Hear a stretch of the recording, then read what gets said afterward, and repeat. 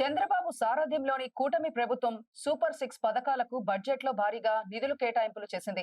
అందులో భాగంగా 19 ఏళ్ల నుంచి 59 ఏళ్ల మధ్య ఉన్న ఎస్సీ, ఎస్టీ, బీసీ, మైనారిటీ ఆర్థికంగా వెనుకబడిన వర్గాలకు చెందిన మహిళలకు నెలకు 15,000 రూపాయల చొప్పున ఆర్థిక సాయం అందించనుంది.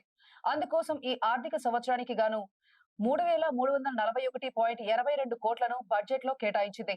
మహిళలకు ఆర్థిక సహకారం పేరుతో బడ్జెట్ లో ఈ నిధులను కేటాయించారు. ఎస్సీ మహిళలకు 1,198.42 కోట్లు, ఎస్టీ మహిళలకు 330.10 కోట్లు, బీసీ మహిళలకు 1,099.78 కోట్లు, మైనారిటీలకు 83.79 కోట్లు, ఆర్థికంగా వెనుకబడిన వారికి 629.37 కోట్ల నిధులను కేటాయించారు. ఇటీవల జరిగిన ఎన్నికల్లో ఆంధ్ర ఓటర్ కూటమి ప్రభుత్వానికి పట్టం కట్టాడు. దీంతో చంద్రబాబు సారథ్యంలో కూటమి ప్రభుత్వం కొలువు తీరింది.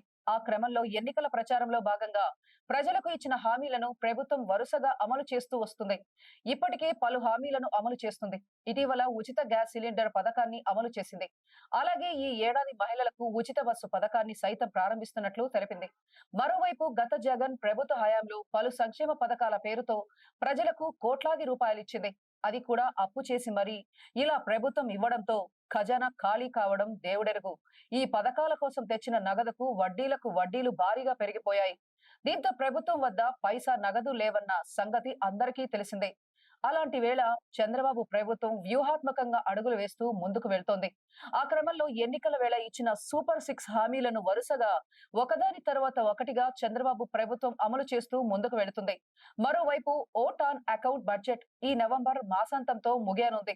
ఈ నేపథ్యంలో సోమవారం రాష్ట్ర అసెంబ్లీలో కొత్త బడ్జెట్ ను ఆర్థిక మంత్రి పయ్యావుల కేశవ్ ప్రవేశపెట్టారు. అందులో భాగంగా సూపర్ సిక్స్ పథకాలతో పాటు రాష్ట్రాభివృద్ధికి సైతం భారీగా నిధులు కేటాయించిన సంగతి తెలిసిందే.